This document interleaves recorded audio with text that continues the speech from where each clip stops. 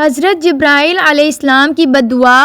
حدیث پاک میں آتا ہے حضرت جبرائیل علیہ السلام نے آ کر حضور صلی اللہ علیہ وسلم کے سامنے بددعا کی کہ اے اللہ کے نبی، ہلاک ہو جائے وہ شخص جس نے رمضان کا مہینہ پایا اور اپنی مغفرت نہ کروائی۔ میرے آقا صلی اللہ علیہ وسلم نے اس پر آمین کی مہر لگا دی۔ اول تو ایک مقرب فرشتے کی بددعا ہی کافی تھی، لیکن میرے آقا سلام نے مہر لگا کر اس کی تاکید میں اضافہ کر دیا کہ جو آدمی رمضان کا مہینہ پائے اور مغفرت نہ کروائے تو اس کے ہلاک ہونے میں کوئی شک نہیں ہو سکتا۔ ہلاک ہو جائے وہ شخص جو والدین کا نافرمان ہو۔ اس پر آپ صلی اللہ علیہ وسلم نے مہر لگائی۔ آخر میں فرمایا ہلاک ہو جائے وہ شخص جو آپ صلی اللہ علیہ وسلم کا نام سنے اور آپ پر درود نہ بھیجے۔ اس پر آپ صلی اللہ علیہ وسلم نے مہر لگائی۔ امام اعظم ابو حنیفہ رحمۃ اللہ علیہ کا معمول۔ امام اعظم ابو حنیفہ کے حالات زندگی میں لکھا ہے کہ آپ رمضان المبارک میں 63 مرتبہ قرآن پاک کی تلاوت کیا کرتے تھے۔ ایک قرآن پاک دن میں پڑھتے تھے، ایک قرآن پاک رات میں پڑھتے تھے اور 3 قرآن پاک تراویح میں سنا کرتے تھے۔ رمضان المبارک میں 63 قرآن پاک سننا دن رات میں اور 3 تراویح کی نماز میں۔ اللہ اکبر۔ حضرت شیخ الہند کا معمول۔ حضرت شیخ الہند مولانا محمود حسن کی نماز تراویح اس وقت ختم ہوتی جب سحری کا وقت ہو جاتا تھا، چنانچہ تراویح ختم کرتے ہی سحری کھاتے اور ساتھ ہی فجر کی نماز کے لیے تیار ہو جاتے تھے۔ ساری رات عبادت میں گزار دیتے۔ ایک مرتبہ کئی دن مسلسل مجاہدے میں گزر گئے تو گھر کی خواتین نے محسوس کیا کہ حضرت کی طبیعت میں ضعف اور کمزوری ہے، ایسا نہ ہو کہ طبیعت زیادہ خراب ہو جائے، تو انہوں نے منت سماجت کی کہ حضرت آپ درمیان میں ایک رات وقفہ کر لیں، طبیعت کو کچھ آرام مل جائے گا، پھر 10-15 دن گزر جائیں گے۔ لیکن حضرت فرمانے لگے کہ معلوم نہیں کہ آئندہ رمضان کون دیکھے گا اور کون نہیں دیکھے گا۔ گھر کی خواتین نے کسی بچے کے ذریعے قاری کو پیغام بھجوایا کہ قاری صاحب آپ کسی رات بہانہ کر دیں کہ میں تھکا ہوا ہوں، آرام کرنے کو جی چاہتا ہے۔ حضرت پیرے کی عادت شریفہ تھی کہ دوسروں کے عذر بڑی جلدی قبول کر لیا کرتے تھے۔ قاری صاحب نے کہا بہت اچھا، وہ میرے شیخ اور مرشد ہیں، ان پر اس وقت کمزوری اور ضعف غالب ہے، تو چلو آج کی رات ذرا آرام میں گزرے گی۔ قاری صاحب تراویح پڑھانے کے لیے آئے تو کہنے لگے کہ حضرت آج میری طبیعت بہت تھکی ہوئی ہے، اس لیے آج میں زیادہ تلاوت نہیں کر سکوں گا۔ حضرت نے فرمایا بہت اچھا، آپ بالکل تھوڑی سی تلاوت کریں۔ قاری صاحب 1-2 پارے سنا کر اپنی تراویح مکمل کر دی تو حضرت نے فرمایا قاری صاحب آپ تھکے ہوئے ہیں، اب آپ گھر نہ جائیے بلکہ یہیں میرے بستر پر سو جائیں۔ قاری صاحب کو مجبوراً تعمیل کرنا پڑی، حضرت کے بستر پر لیٹ گئے۔ حضرت نے فرمایا قاری صاحب آپ بالکل آرام کریں اور سو جائیں، پھر لائٹ بجھا دی اور کواڑ بند کر دیے۔ قاری صاحب فرماتے ہیں کہ جب تھوڑی دیر کے بعد میری آنکھ کھلی تو میں نے دیکھا کہ کوئی بندہ میرے پاؤں دبا رہا ہے، مٹھی چاپی کر رہا ہے۔ میں حیران ہو کر اٹھ بیٹھا، جب قریب ہو کر دیکھا تو میری حیرت کی انتہا نہ رہی کہ میرے پیر و مرشد حضرت شیخ الہند اندھیرے میں میرے پاؤں دبا رہے ہیں۔ میں نے کہا حضرت آپ نے یہ کیا کیا؟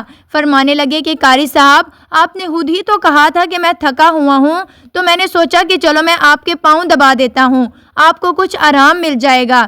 قاری صاحب کہنے لگے حضرت اگر آپ نے رات جاگ کر ہی گزارنی ہے تو چلے میں قرآن سناتا ہوں، آپ قرآن ہی سنتے رہیں، رات یوں بسر ہو جائے گی۔ چنانچہ قاری صاحب پھر مصلے پر آ گئے، انہوں نے قرآن پڑھنا شروع کر دیا، حضرت نے قرآن سننا شروع کر دیا۔ اللہ اکبر۔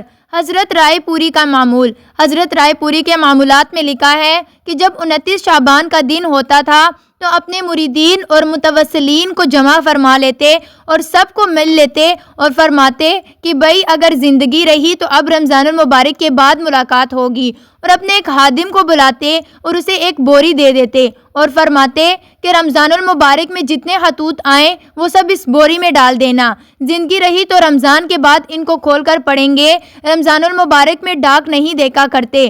فرماتے تھے کہ یہ مہینہ بس میں نے اپنے لیے مخصوص کر لیا ہے، اگر زندگی رہی تو اس کے بعد پھر دوستوں سے ملاقات ہوگی۔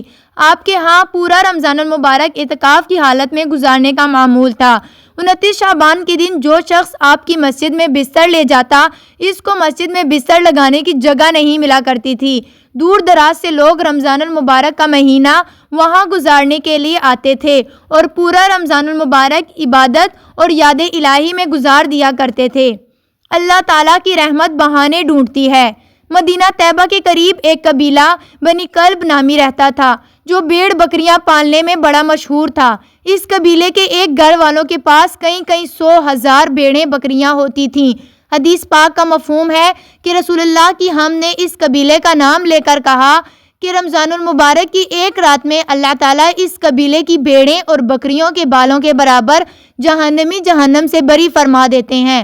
اللہ اکبر۔ یوں معلوم ہوتا ہے کہ اللہ تعالیٰ کی رحمت اپنے بندوں کے گناہوں کو بخشنے کے لیے اس وقت بہانے ڈھونڈ رہی ہوتی ہے۔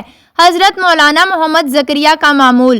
شیخ الحدیث مولانا محمد زکریا اپنے بارے میں فرماتے تھے، میں اکابرین کے نقش قدم پر رمضان المبارک یکسوئی کے ساتھ عبادت میں گزارا کرتا تھا۔ میرا معمول تھا کہ میں سارا دن قرآن پاک کی تلاوت میں لگا رہتا، کچھ وقت نوافل وغیرہ میں گزارتا۔ میرا ایک دوست جو کسی دوسرے محلے میں رہتا تھا وہ رمضان المبارک میں ملنے آیا۔ اسے میرے معمولات کا اندازہ نہیں تھا۔ اس نے سلام کیا، میں نے سلام کا جواب دیا، پھر اپنے کمرے میں آ کر تلاوت شروع کر دی۔ وہ بھی میرے پیچھے پیچھے کمرے میں آ گیا۔ وہ انتظار میں بیٹھا رہا، میں تلاوت کرتا رہا حتیٰ کہ عصر کا وقت ہو گیا۔ عصر کی اذان ہوئی تو میں پھر نماز کے لیے کھڑا ہوا۔ ہم دونوں نے آ کر نماز پڑھی۔ نماز کے بعد فارغ ہوتے ہی میں نے سیدھا اپنی جگہ پر آ کر بیٹھ گیا اور تلاوت شروع کر دی۔ وہ پھر کمرے میں آیا۔ وہ دوست تھا بچپن کا، بڑا بے تکلف دوست تھا۔ اس نے کمرے میں آ کر دیکھا تو میں پھر تلاوت شروع کر بیٹھا تھا۔ وہ تھوڑی دیر انتظار کرتا رہا، پھر کہنے لگا، بھائی رمضان المبارک تو ہمارے پاس بھی آوے مگر یوں بخار کی طرح نہیں آوے۔ یعنی اس کا انداز تھا کہ ان پر تو رمضان یوں آتا ہے جیسے کسی کو بخار چڑھ جاتا ہے، اور فرماتے تھے کہ واقعی مجھے پورا مہینہ جذبہ رہتا تھا۔ اللہ اکبر۔ خواتین کا قرآن سے لگاؤ۔ حضور شیخ الہند کے ہاں خواتین بھی تراویح میں قرآن پاک سنا کرتی تھی۔ آپ کے صاحبزادے قرآن پاک سناتے تھے اور پردے کے پیچھے گھر کی خواتین اور بعض دوسری عورتیں جماعت میں شریک ہو جایا کرتی تھیں۔ ایک دن حضرت کے صاحبزادے بیمار ہو گئے تو حضرت نے کسی اور قاری صاحب کو بھیج دیا۔ قاری صاحب نے تراویح میں 4 پارے پڑھے۔ جب سحری کے وقت حضرت گھر تشریف لے گئے تو گھر کی عورتیں بڑی ناراض ہوئی، کہنے لگیں، حضرت آج آپ نے کس قاری صاحب کو بھیج دیا؟ اس نے تو بس ہماری تراویح خراب کر دی۔ پوچھا کیوں، کیا ہوا؟ کہنے لگی، پتہ نہیں اس کو کیا جلدی تھی، بس اس نے 4 پارے پڑھے اور بھاگ گئے۔ پھر پتہ چلا کہ یہ عورتیں رمضان المبارک میں تراویح کے نماز میں 7 قرآن پاک سنا کرتی تھی۔ جی ہاں، کئی خانقاہوں پر 3 قرآن پاک تراویح میں پڑھنے کا معمول رہا ہے، کئی خانقاہوں پر پورا رمضان المبارک اعتکاف کرنے کا معمول رہا ہے۔